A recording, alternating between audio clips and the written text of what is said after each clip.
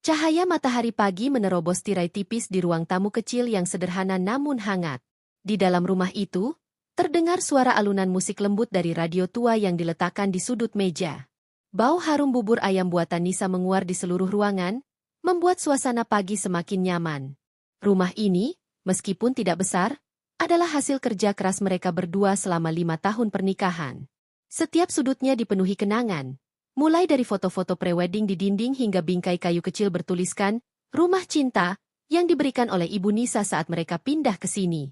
Nisa, wanita berusia 28 tahun dengan senyum hangat dan rambut hitam panjang yang selalu diikat rapi, sedang sibuk di dapur.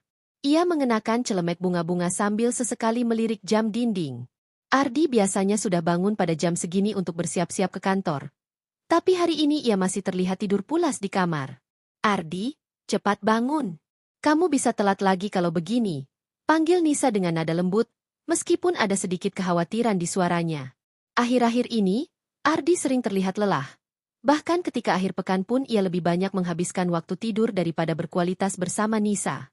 Di kamar, Ardi, pria berusia 32 tahun dengan wajah tegas namun ramah, akhirnya membuka matanya. Ia meregangkan tubuhnya sambil menghela napas panjang.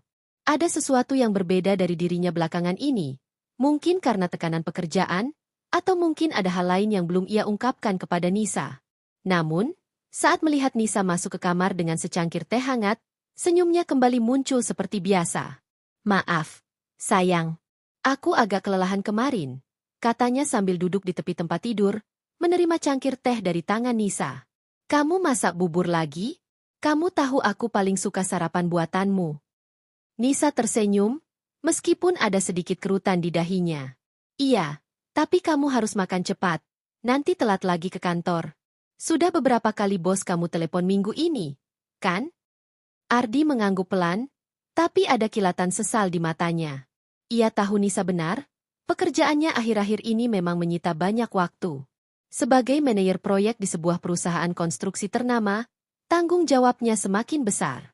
Namun, ada sesuatu yang lebih mengganggu pikirannya, sesuatu yang belum siap ia bicarakan dengan Nisa. Setelah sarapan singkat, Ardi bergegas ke kantor. Nisa mengantar suaminya sampai ke pintu depan.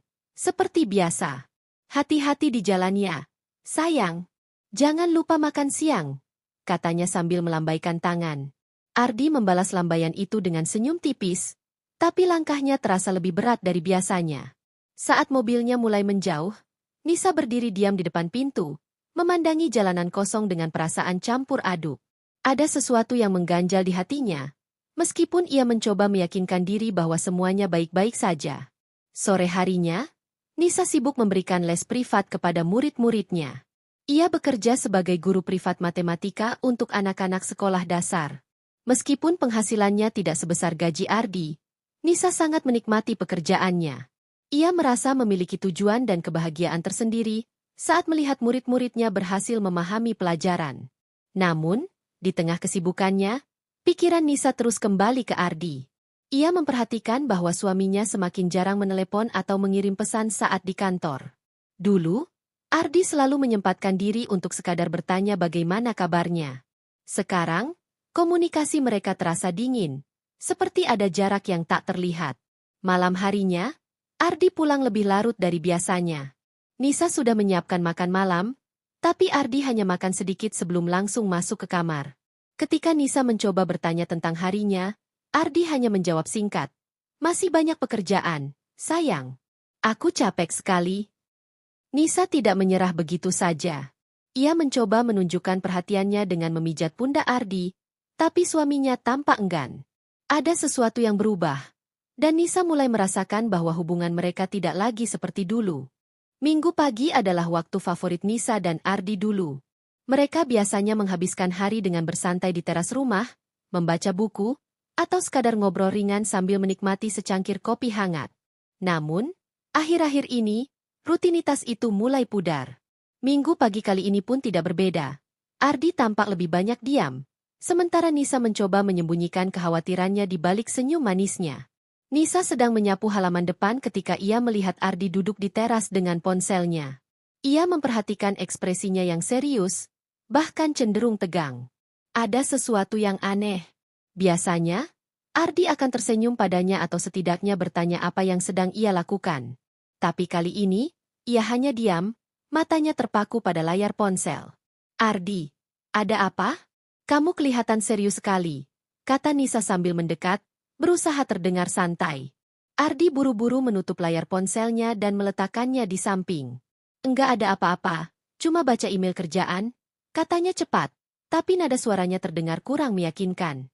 Nisa mengangguk pelan, meskipun hatinya mulai dipenuhi rasa curiga. Ia tahu bahwa Ardi jarang membawa pekerjaan ke rumah pada akhir pekan. Apalagi, minggu lalu ia sempat melihat beberapa notifikasi pesan dari nomor tak dikenal di ponsel Ardi.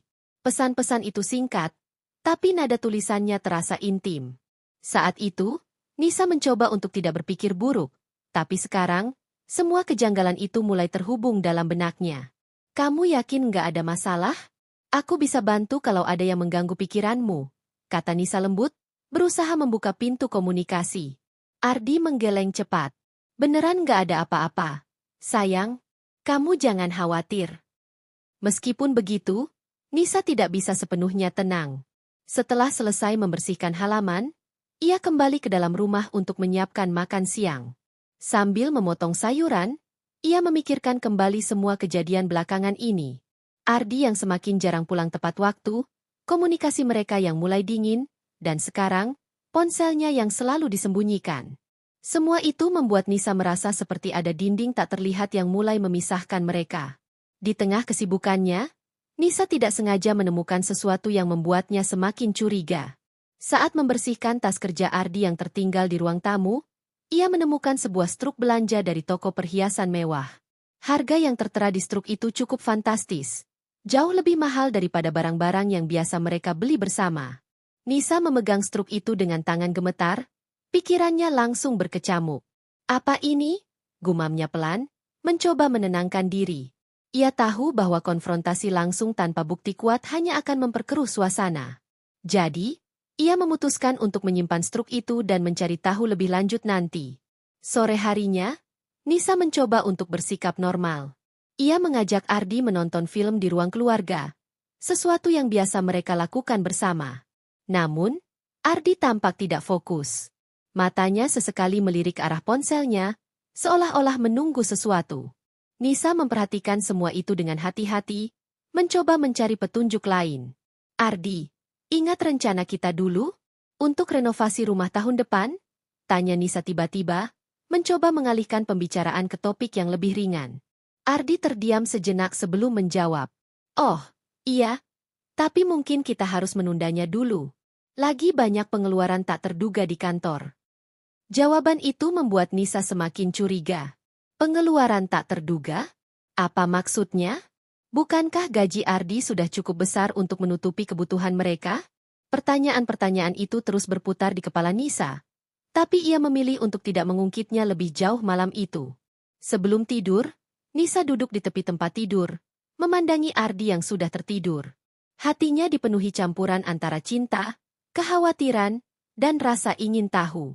Ia mencintai Ardi, tapi ia juga tahu bahwa ada sesuatu yang tidak beres. Apakah ini hanya tekanan pekerjaan? Atau ada hal lain yang lebih besar? Dengan perasaan gelisah, Nisa akhirnya memutuskan untuk mencari tahu lebih lanjut. Esok paginya, ia mulai menyusun rencana kecil-kecilan untuk menyelidiki perilaku Ardi. Ia tahu bahwa kebenaran mungkin menyakitkan. Tapi ia juga tahu bahwa diam saja tidak akan menyelesaikan masalah.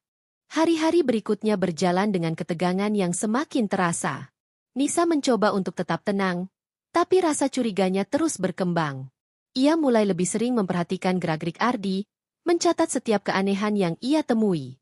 Setiap kali Ardi pulang larut malam atau beralasan lembur, Nisa merasa ada sesuatu yang disembunyikan. Suatu sore, saat Ardi sedang mandi, Nisa melihat ponselnya tergeletak di atas meja makan. Biasanya, Ardi sangat protektif terhadap ponselnya, bahkan tidak pernah meninggalkannya begitu saja. Namun kali ini, entah kenapa, ia lupa membawanya ke kamar mandi. Nisa berdiri di depan meja, ragu-ragu. Ia tahu bahwa menyentuh ponsel suaminya tanpa izin adalah pelanggaran privasi, tapi rasa penasarannya sudah mencapai puncaknya. Aku hanya ingin tahu apa yang sebenarnya terjadi, gumamnya pelan, mencoba meyakinkan diri sendiri. Dengan tangan gemetar, Nisa membuka layar ponsel Ardi. Untungnya, tidak ada kata sandi. Mungkin karena Ardi merasa aman di rumah. Saat ia membuka aplikasi pesan, jantungnya langsung berdebar kencang. Di sana, ada deretan percakapan dengan seseorang bernama Lia. Pesan-pesan itu singkat, tapi nada tulisannya sangat intim. Ardi, aku rindu kamu, sayang. Besok aku janji bisa bertemu. Lia, aku juga rindu kamu, Ardi. Jangan lupa janjimu ya. Nisa merasa seperti disambar petir. Dunianya seolah runtuh dalam sekejap. Ia tidak bisa mempercayai apa yang baru saja dibacanya. Tapi bukti itu nyata, dan sulit untuk diabaikan.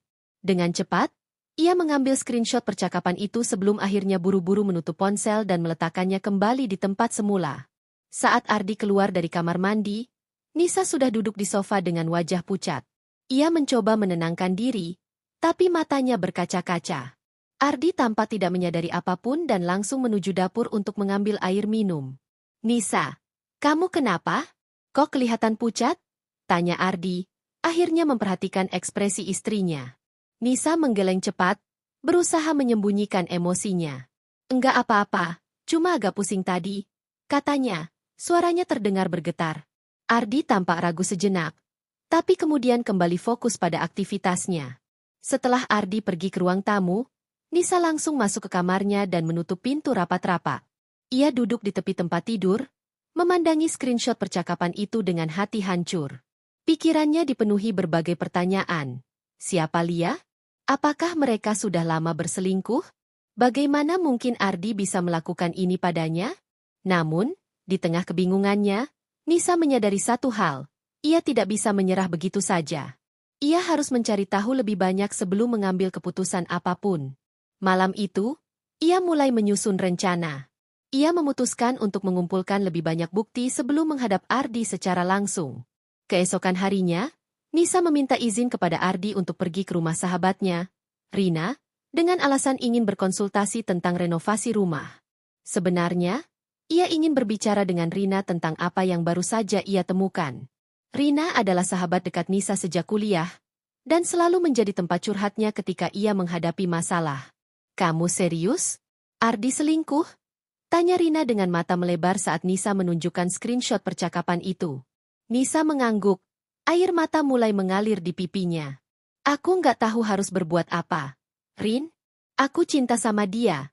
Tapi, bagaimana mungkin dia bisa melakukan ini? Rina merangkul Nisa erat, mencoba menenangkannya. Sabar dulu, Nis. Kamu harus cari tahu lebih banyak sebelum menghadapinya. Mungkin ada penjelasan lain. Tapi kalau benar dia selingkuh, kamu harus siap menghadapi apapun hasilnya. Setelah berbicara panjang lebar dengan Rina, Nisa pulang dengan tekad yang lebih kuat. Ia memutuskan untuk tidak langsung konfrontasi dengan Ardi, melainkan mencari lebih banyak bukti. Malam itu, ia mulai memeriksa tas kerja Ardi dan dokumen-dokumen penting mereka. Di sana, ia menemukan sesuatu yang lebih mengejutkan. Bukti transfer uang dalam jumlah besar dari rekening bersama mereka ke rekening lain yang tidak dikenalnya. Jumlahnya cukup fantastis, jauh lebih besar daripada pengeluaran normal mereka. Nisa merasa semakin yakin bahwa Ardi tidak hanya berselingkuh, tapi juga menggunakan uang mereka untuk wanita lain. Malam itu, suasana di rumah terasa lebih dingin dari biasanya.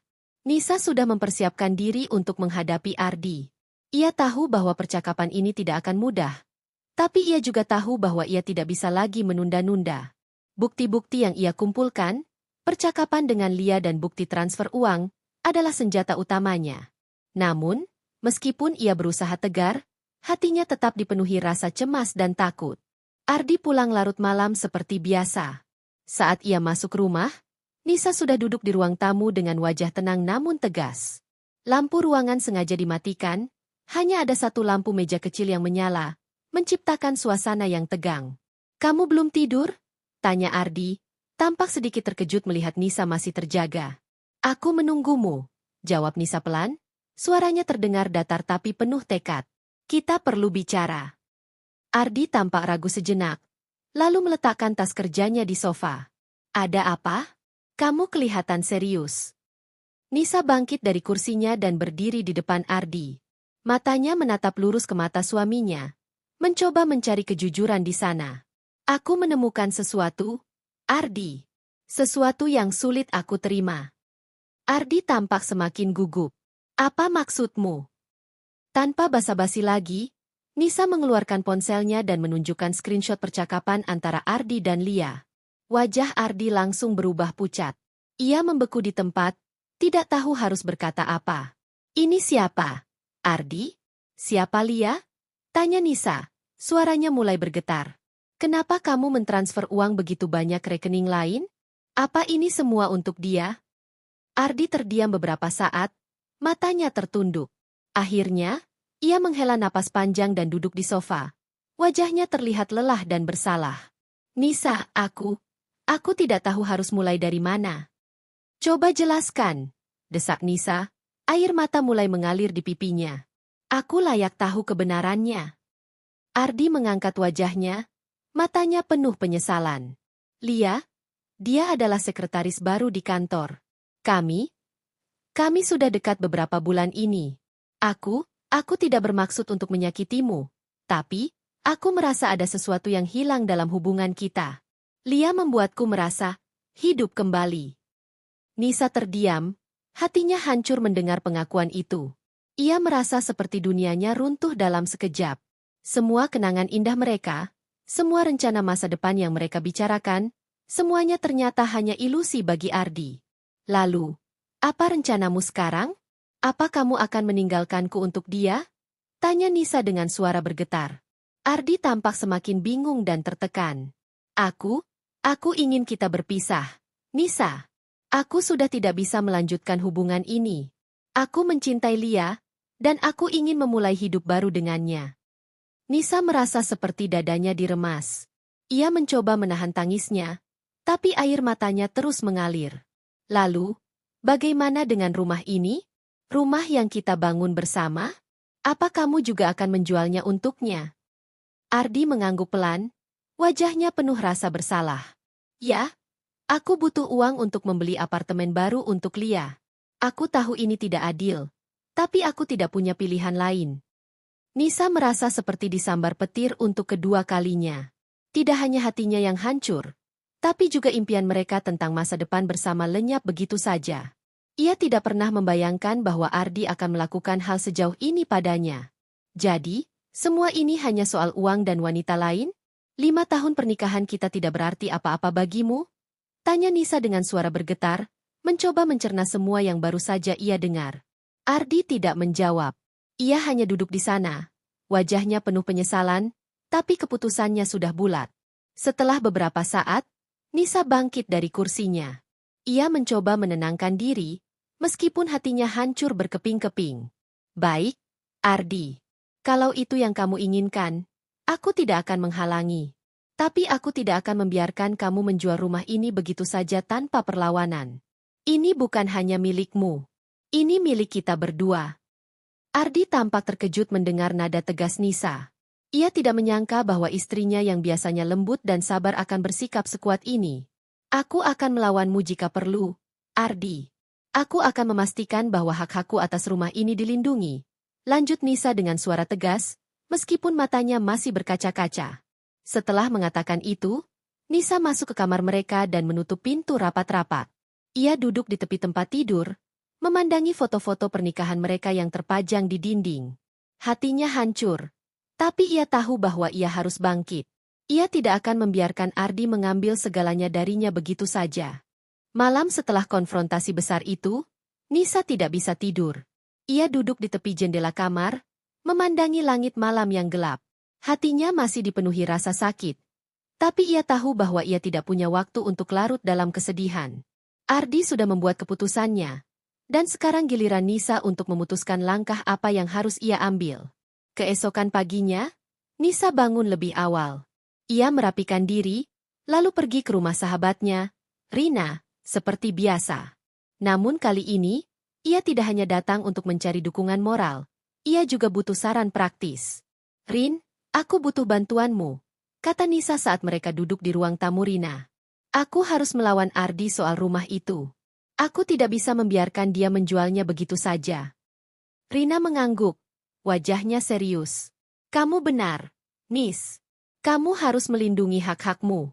Apa kamu sudah bicara dengan pengacara? Nisa menggeleng. Belum. Aku bahkan tidak tahu harus mulai dari mana. Jangan khawatir.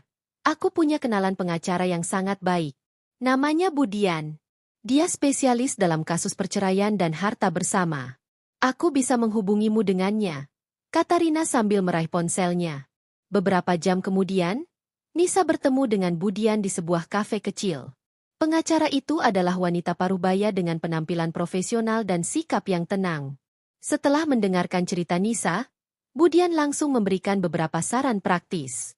Untuk melindungi hak Anda atas rumah tersebut, kita perlu mengumpulkan semua dokumen penting terkait pembelian rumah, termasuk bukti bahwa Anda adalah kontributor utama dalam pembayaran, kata Budian. Selain itu, kita juga perlu memeriksa apakah ada perjanjian pranikah atau dokumen lain yang bisa digunakan sebagai dasar hukum. Nisa mengangguk, mencatat semua saran itu di buku kecilnya. Aku akan mulai mencari dokumen-dokumennya. Tapi, bagaimana kalau Ardi tetap ingin menjual rumah itu?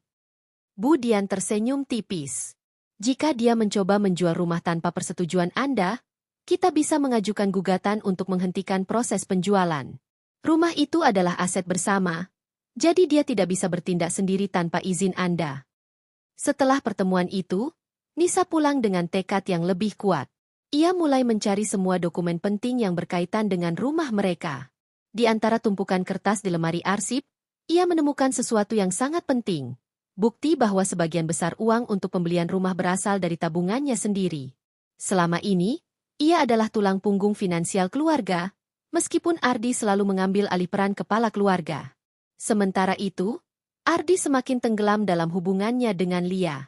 Ia mulai mengabaikan pekerjaannya demi wanita itu, bahkan sering meninggalkan rapat penting hanya untuk bertemu Lia. Di kantor, reputasinya mulai menurun. Beberapa rekan kerjanya mulai membicarakan perilaku anehnya, dan bosnya mulai mempertanyakan komitmennya terhadap perusahaan.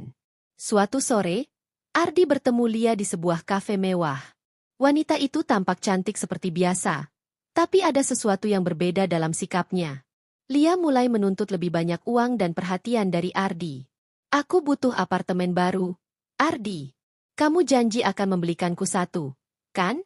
Tanya Lia dengan nada manja. Ardi mengangguk, meskipun wajahnya terlihat tegang. Aku sedang mengurus penjualan rumahku. Begitu selesai, aku akan segera membelikanmu apartemen. Lia tersenyum puas, tapi ia tidak menyadari bahwa tindakannya semakin memperburuk situasi Ardi. Ardi mulai merasa tertekan, tapi ia tidak bisa mundur lagi. Ia sudah terlalu jauh terlibat dalam hubungan ini. Di sisi lain, Nisa mulai fokus pada dirinya sendiri. Ia memutuskan untuk meningkatkan karir sebagai guru privat. Ia mulai mencari lebih banyak murid dan bahkan membuka kelas online untuk anak-anak sekolah dasar. Ia juga mulai menulis blog tentang pengalaman hidupnya, berharap bisa menginspirasi orang lain yang mungkin menghadapi masalah serupa. Pada akhir minggu itu, Nisa menghadiri pertemuan kedua dengan Budian. Ia membawa semua dokumen yang berhasil ia kumpulkan, termasuk bukti transfer uang dari rekening bersama mereka ke rekening Lia. Budian tampak puas dengan persiapan Nisa. Kamu sudah melakukan pekerjaan yang sangat baik, Nisa, kata Budian. Dengan dokumen-dokumen ini, kita bisa memastikan bahwa hakmu atas rumah itu dilindungi. Selain itu, kita juga bisa meminta kompensasi atas penggunaan uang bersama tanpa izin. Nisa mengangguk, merasa sedikit lega. Meskipun perjuangannya masih panjang, ia tahu bahwa ia tidak sendirian. Ia memiliki dukungan dari sahabatnya, pengacaranya, dan orang-orang yang peduli padanya. Namun, di tengah semua ketegangan itu, Nisa juga mulai menyadari sesuatu. Ia tidak lagi bergantung pada Ardi untuk kebahagiaannya. Ia belajar untuk mencintai dirinya sendiri dan menemukan kekuatan yang tidak pernah ia sadari sebelumnya. Beberapa minggu setelah pertemuan dengan Budian, Nisa mulai merasakan perubahan besar dalam dirinya. Ia tidak lagi hanya seorang istri yang pasrah menerima keputusan suaminya. Kini, ia adalah wanita yang berani melawan ketidakadilan, bahkan jika itu datang dari orang yang paling ia cintai. Setiap hari, ia bekerja keras untuk mengumpulkan bukti-bukti tambahan yang bisa mendukung kasusnya. Pada pagi yang cerah, Nisa duduk di meja kerjanya, meneliti dokumen-dokumen penting yang ia temukan di lemari arsip mereka. Salah satu dokumen yang paling mencolok adalah surat kontrak pembelian rumah, yang menunjukkan bahwa sebagian besar uang berasal dari tabungannya sendiri. Ada juga catatan transfer bulanan dari rekeningnya untuk membayar cicilan rumah. Semua itu adalah bukti kuat bahwa rumah tersebut lebih banyak didanai oleh Nisa, meskipun atas nama mereka berdua. Saat sedang fokus bekerja, ponsel Nisa berdering. Ternyata, itu adalah telepon dari Budian. "Nisa, ada kabar baik," kata Budian dengan nada optimis. "Kami sudah berhasil mengajukan gugatan untuk menghentikan proses penjualan rumah. Pengadilan telah memblokir transaksi sementara sampai masalah ini diselesaikan." Nisa tersenyum lebar untuk pertama kalinya dalam beberapa minggu terakhir. "Terima kasih banyak, Budian. Aku benar-benar bersyukur." "Kamu harus tetap fokus, Nisa. Ini baru permulaan. Kita akan menghadapi sidang dalam beberapa minggu ke depan. Pastikan kamu siap secara mental dan fisik," lanjut Budian. Setelah menutup telepon, Nisa merasa seperti ada beban besar yang mulai terangkat dari pundaknya. Ia tahu bahwa perjuangannya masih panjang, tapi langkah pertama ini memberinya harapan baru. Ia memutuskan untuk merayakan pencapaian kecil ini dengan cara yang sederhana, membuat secangkir teh hangat dan duduk di teras rumah, tempat yang dulunya penuh kenangan indah bersama Ardi. Namun, di balik senyumnya, ada api keberanian yang mulai menyala dalam dirinya. Ia tidak akan membiarkan Ardi mengambil segalanya darinya begitu saja. Ia akan memperjuangkan hak-haknya, bukan hanya demi dirinya sendiri, tapi juga untuk membuktikan bahwa ia adalah wanita yang kuat dan mandiri. Sementara itu, Ardi mulai merasakan tekanan yang semakin besar. Hubungannya dengan Lia tidak lagi seindah yang ia bayangkan. Wanita itu mulai menuntut lebih banyak uang dan perhatian, bahkan sering marah-marah jika Ardi tidak memenuhi permintaannya. "Aku sudah menunggu lama untuk apartemen itu. Ardi, kenapa belum ada kabar?" bentak Lia saat mereka bertemu di sebuah restoran mewah. Ardi menghela napas panjang, wajahnya terlihat lelah. "Ada masalah dengan penjualan rumah. Nisa mengajukan gugatan untuk menghentikan prosesnya." Lia tampak terkejut. Lalu wajahnya berubah menjadi dingin. "Apa? Jadi, apa rencanamu sekarang? Apa kamu akan membatalkan semuanya?" "Tidak, aku sedang mencari cara lain. Tapi ini butuh waktu," jawab Ardi, mencoba menenangkan Lia. Namun, Lia tidak puas. "Kalau kamu tidak bisa menyelesaikan ini, aku tidak yakin kita bisa melanjutkan hubungan ini, Ardi. Aku tidak mau hidup dalam ketidakpastian." Ardi merasa semakin tertekan. Ia mulai menyadari bahwa Lia tidak sebaik yang ia kira. Wanita itu hanya tertarik pada uang dan kemewahan, bukan pada dirinya sebagai pribadi. Namun, ia sudah terlalu jauh terlibat dalam hubungan ini, dan mundur bukanlah pilihan yang mudah. Suatu malam, Ardi pulang ke rumah dengan wajah murung. Ia tahu bahwa Nisa pasti sudah mendengar tentang gugatan yang diajukan untuk menghentikan penjualan rumah. Ketika ia masuk ruang tamu, ia melihat Nisa sedang duduk di sofa, membaca buku. Suasananya hening, tapi tegang. "Kamu sudah tahu tentang gugatan itu, kan?" tanya Nisa tanpa menoleh. Suaranya terdengar tenang namun tegas. Ardi mengangguk pelan. "Ya, aku tahu. Kamu benar-benar serius soal ini?" Nisa akhirnya menoleh. Matanya menatap lurus ke mata Ardi. "Tentu saja aku serius. Ini bukan hanya soal rumah, Ardi. Ini soal keadilan. Kamu tidak bisa mengambil segalanya dariku begitu saja tanpa konsekuensi." Ardi terdiam, tidak tahu harus berkata apa. Ia tahu bahwa Nisa benar, ia telah berbuat salah besar. Tapi ego dan obsesinya pada Lia membuatnya sulit untuk mengakui kesalahannya. "Kalau kamu terus begini, aku tidak akan ragu untuk melawanmu sampai titik terakhir," lanjut Nisa, suaranya penuh keyakinan. "Aku sudah tidak takut lagi kehilanganmu, Ardi. Aku hanya ingin keadilan." Ardi merasa seperti dinding tebal mulai runtuh di sekelilingnya. Ia tahu bahwa ia telah kehilangan Nisa, dan mungkin ia juga akan kehilangan Lia jika masalah ini tidak segera diselesaikan. Setelah percakapan itu, Nisa merasa semakin yakin dengan langkah-langkah yang ia ambil. Ia mulai lebih fokus pada dirinya sendiri, meningkatkan karir, dan bahkan mulai menulis buku tentang pengalaman hidupnya. Ia ingin berbagi kisahnya dengan orang lain, berharap bisa menginspirasi wanita-wanita lain yang mungkin menghadapi situasi serupa. Di sisi lain, Ardi semakin tenggelam dalam masalahnya sendiri. Hubungannya dengan Lia mulai retak, dan pekerjaannya pun semakin terganggu. Reputasinya di kantor mulai menurun drastis, dan bosnya mulai mempertimbangkan untuk memecatnya. Hari yang ditunggu-tunggu akhirnya tiba. Pengadilan tempat gugatan hak kepemilikan rumah diputuskan dipenuhi dengan suasana tegang. Nisa datang lebih awal, ditemani oleh Budian, pengacaranya. Ia mengenakan blus putih sederhana dan rok hitam, penampilannya terlihat rapi namun penuh percaya diri.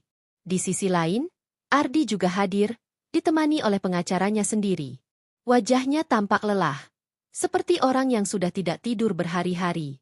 Saat mereka bertemu di ruang sidang, mata Nisa dan Ardi saling bertemu untuk pertama kalinya setelah beberapa minggu terakhir. Ada banyak emosi yang terlintas di wajah mereka. Penyesalan, kemarahan, dan sedikit kerinduan. Namun, Nisa segera menundukkan pandangannya. Ia tahu bahwa ia tidak bisa lagi terbawa perasaan. Ini adalah pertarungan hukum, bukan soal cinta atau masa lalu. Sidang dimulai. Hakim memimpin persidangan dengan nada tegas, meminta kedua belah pihak untuk menyampaikan argumen mereka secara bergantian. Pengacara Ardi maju terlebih dahulu. Ia mencoba membela kliennya dengan mengatakan bahwa rumah tersebut adalah aset bersama dalam pernikahan, dan Ardi memiliki hak penuh untuk menjualnya demi kepentingan pribadi. Klien saya hanya ingin menggunakan uang hasil penjualan rumah untuk memulai hidup baru, kata pengacara itu dengan nada yakin. Namun, Budian tidak tinggal diam. Ia maju dengan penuh keyakinan, membawa semua dokumen penting yang telah dikumpulkan oleh Nisa.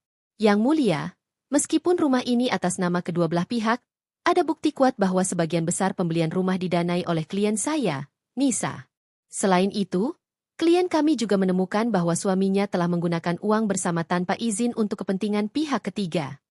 Budian kemudian menunjukkan bukti transfer uang dari rekening bersama mereka ke rekening Lia, serta catatan pembayaran cicilan rumah yang berasal dari tabungan Nisa. Semua dokumen itu membuat hakim terlihat serius, bahkan tampak sedikit terkejut. Ardi mulai merasa panik. Ia tidak menyangka bahwa Nisa akan memiliki bukti sekuat itu. Sementara itu, Nisa duduk dengan tenang, matanya tetap fokus pada hakim.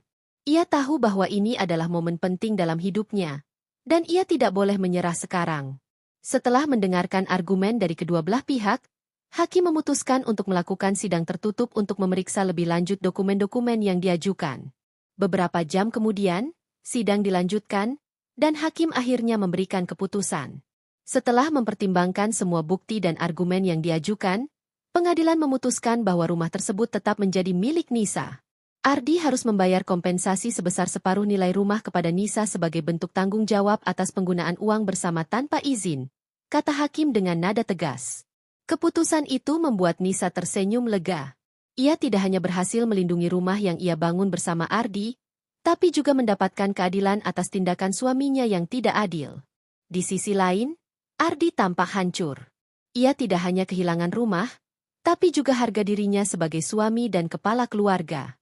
Setelah sidang selesai, Nisa keluar dari ruang pengadilan dengan langkah mantap. Ia merasa seperti beban besar telah terangkat dari pundaknya.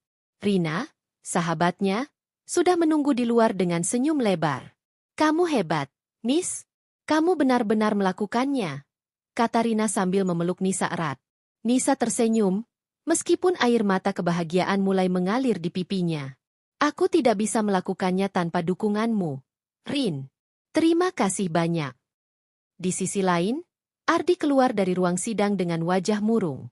Pengacaranya mencoba menenangkannya, tapi Ardi tampak tidak peduli. Ia langsung menuju mobilnya dan pergi tanpa berkata apa-apa. Saat ia tiba di apartemen sementara yang ia sewa, Lia sudah menunggunya dengan wajah dingin. "Jadi, bagaimana hasilnya?" tanya Lia dengan nada tidak sabar. Ardi menghela napas panjang. "Rumah itu tetap jadi milik Nisa. Aku harus membayar kompensasi padanya." Lia langsung marah. "Apa?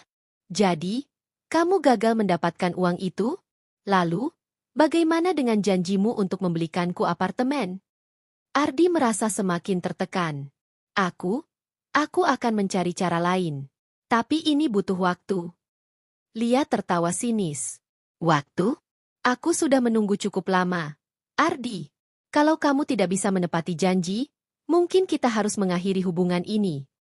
Ardi terdiam. Hatinya hancur. Ia menyadari bahwa Lia hanya tertarik padanya karena uang. Dan sekarang, setelah ia kehilangan segalanya, wanita itu pun meninggalkannya. Malam itu, Nisa duduk di teras rumahnya, memandangi langit malam yang cerah. Ia merasa seperti telah melewati badai besar dan akhirnya menemukan ketenangan. Meskipun hatinya masih terluka, ia tahu bahwa ia telah melakukan hal yang benar.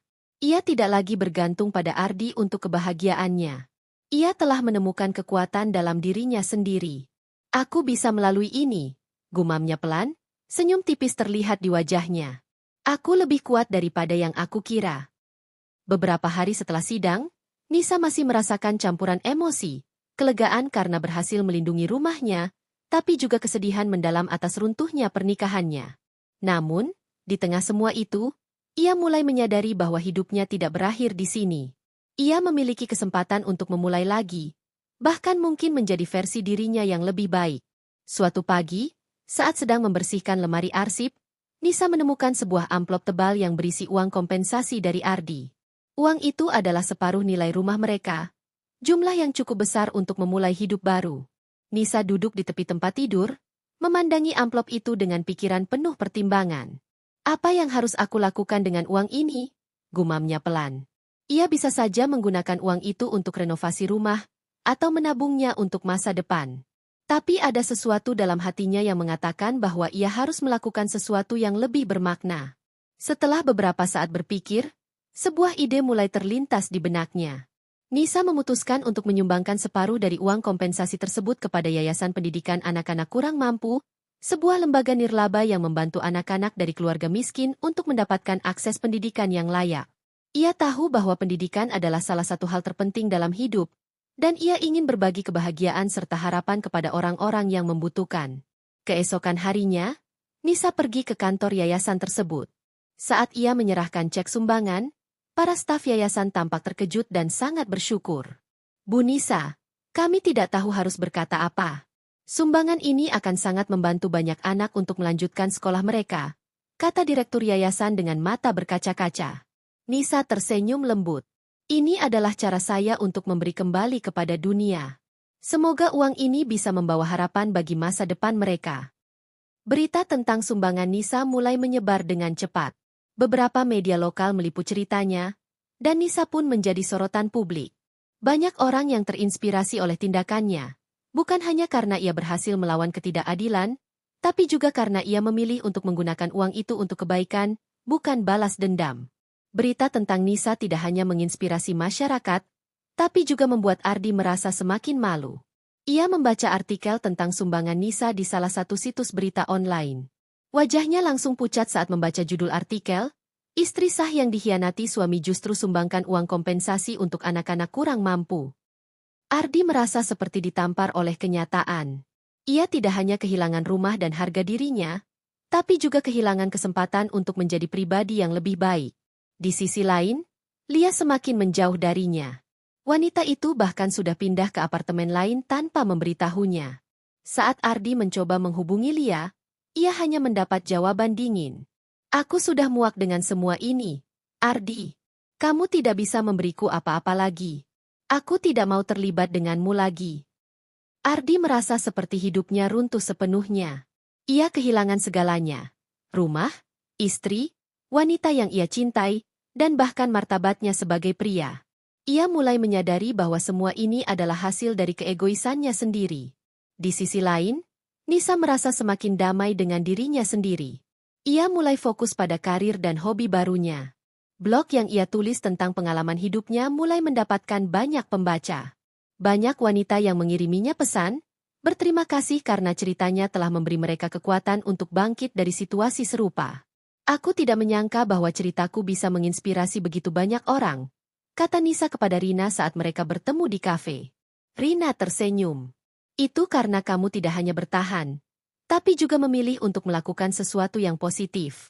Kamu adalah contoh nyata bahwa kehidupan bisa dimulai lagi, bahkan setelah badai besar. Nisa mengangguk, matanya berbinar. Aku belajar bahwa kebahagiaan sejati datang dari dalam diri kita sendiri. Tidak ada yang bisa mengambil itu dariku. Beberapa bulan setelah persidangan dan sumbangan besar-besaran kepada yayasan pendidikan, Nisa merasa seperti telah menemukan versi baru dari dirinya. Ia tidak lagi terjebak dalam bayang-bayang masa lalu bersama Ardi. Sebaliknya, ia mulai membangun kehidupan yang lebih bermakna dan penuh harapan. Rumah yang dulunya menjadi saksi pernikahan mereka kini berubah menjadi tempat yang penuh energi positif. Nisa memutuskan untuk merenovasi rumah tersebut, bukan hanya untuk membuatnya lebih nyaman, tapi juga sebagai simbol awal baru dalam hidupnya. Ia mengganti cat dinding dengan warna-warna cerah, menambahkan tanaman hias di halaman depan, dan bahkan membeli furnitur baru yang lebih modern. Setiap sudut rumah itu kini mencerminkan kepribadian Nisa yang kuat dan optimis. Selain merenovasi rumah, Nisa juga semakin fokus pada karir dan passion-nya. Ia mulai membuka kelas online untuk anak-anak sekolah dasar, tidak hanya mengajarkan matematika, tapi juga memberikan pelajaran hidup tentang ketekunan dan keberanian. Blog yang ia tulis juga semakin populer. Bahkan ada beberapa penerbit yang tertarik untuk menerbitkan buku berdasarkan pengalaman hidupnya. "Aku ingin berbagi ceritaku dengan lebih banyak orang," kata Nisa kepada Rina saat mereka bertemu di sebuah kafe untuk membahas rencana penerbitan buku. "Aku ingin wanita-wanita lain tahu bahwa mereka tidak sendirian, dan bahwa mereka bisa bangkit dari situasi apapun." Rina tersenyum bangga. "Kamu sudah melakukan begitu banyak hal hebat, Nis. Aku yakin bukumu akan menginspirasi banyak orang." Nisa mengangguk, matanya berbinar. "Aku hanya ingin memberikan sesuatu yang bermanfaat untuk dunia. Itu adalah cara terbaik untuk melanjutkan hidupku." Tidak hanya Nisa yang berubah, tapi juga orang-orang di sekitarnya mulai merasakan dampak positif dari transformasi dirinya.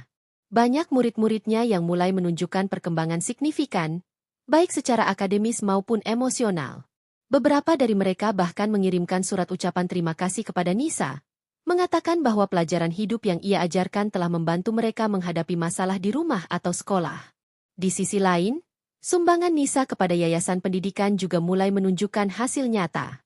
Beberapa anak yang sebelumnya tidak mampu melanjutkan sekolah kini bisa kembali belajar. Bahkan ada yang berhasil mendapatkan beasiswa untuk melanjutkan pendidikan ke jenjang yang lebih tinggi. Direktur yayasan sering mengirimkan kabar terbaru kepada Nisa, dan setiap kali ia membaca laporan itu, hatinya dipenuhi rasa syukur. "Kamu benar-benar telah mengubah hidup mereka, Nis," kata Rina suatu hari saat mereka membaca laporan dari yayasan.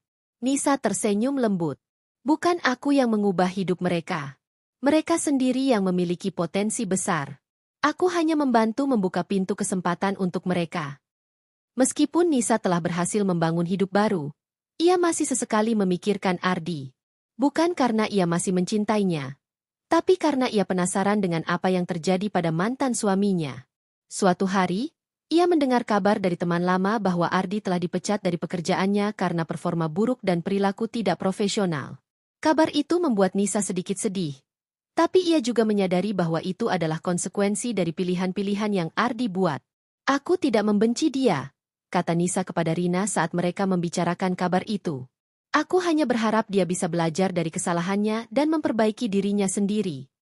Rina mengangguk. "Kamu sudah melakukan yang terbaik, Nis. Sekarang, biarkan dia menjalani hidupnya sendiri." Di tengah semua perubahan yang terjadi, Nisa mulai menyadari satu hal penting. Kebahagiaan sejati tidak datang dari orang lain, tapi dari diri sendiri. Ia belajar untuk mencintai dirinya sendiri, menghargai proses hidup, dan selalu berusaha memberikan dampak positif bagi orang lain. Ia juga mulai menulis pesan moral dalam blog dan bukunya. "Terluka itu wajar, tapi jangan biarkan luka itu mendefinisikanmu. Bangkitlah, carilah kebahagiaanmu sendiri, dan jadilah cahaya bagi orang lain." Beberapa bulan telah berlalu sejak persidangan rumah dan keputusan pengadilan yang menghancurkan bagi Ardi. Hidupnya kini jauh dari kata bahagia. Setelah dipecat dari pekerjaannya karena performa buruk dan perilaku tidak profesional, Ardi mulai kehilangan segala sesuatu yang pernah ia anggap penting. Rumah, uang, harga diri, dan bahkan wanita yang ia cintai, Lia. Ardi tinggal di sebuah apartemen kecil dan murah di pinggiran kota, jauh dari kemewahan yang dulu ia nikmati. Ia mencoba mencari pekerjaan baru, tapi reputasinya yang buruk membuat sulit baginya untuk mendapatkan kesempatan kedua. Beberapa perusahaan bahkan menolak lamarannya setelah mengetahui bahwa ia pernah dipecat karena masalah etika kerja. Setiap hari, Ardi bangun dengan perasaan kosong. Ia sering duduk di tepi tempat tidur, memandangi langit-langit apartemennya yang kotor, dan merenungkan semua keputusan buruk yang telah ia buat. Ia mulai menyadari bahwa ia telah mengorbankan segalanya demi Lia, wanita yang pada akhirnya meninggalkannya begitu saja ketika ia tidak lagi bisa memberikan apa yang diinginkannya. Di sisi lain, Lia juga tidak hidup dalam kebahagiaan seperti yang ia bayangkan. Setelah meninggalkan Ardi, ia mencoba mencari pria lain yang bisa memenuhi kebutuhan materinya. Namun, kali ini ia tidak seberuntung sebelumnya. Tidak ada lagi pria yang mau memberikan segalanya untuknya tanpa syarat. Ia mulai bekerja sebagai pegawai biasa di sebuah toko retail, jauh dari kehidupan mewah yang pernah ia impikan. Namun, meskipun ia memiliki pekerjaan, Lia merasa semakin kesepian. Ia mulai menyadari bahwa hubungan yang dibangun atas dasar materi tidak akan pernah bertahan lama. Semua pria yang pernah dekat dengannya hanya tertarik padanya selama ia bisa memberikan sesuatu yang mereka inginkan. Begitu ia tidak lagi memiliki apa-apa, mereka pun meninggalkannya. Suatu malam, saat ia duduk sendirian di apartemennya yang sempit, Lia mulai merenungkan semua keputusan buruk yang telah ia buat.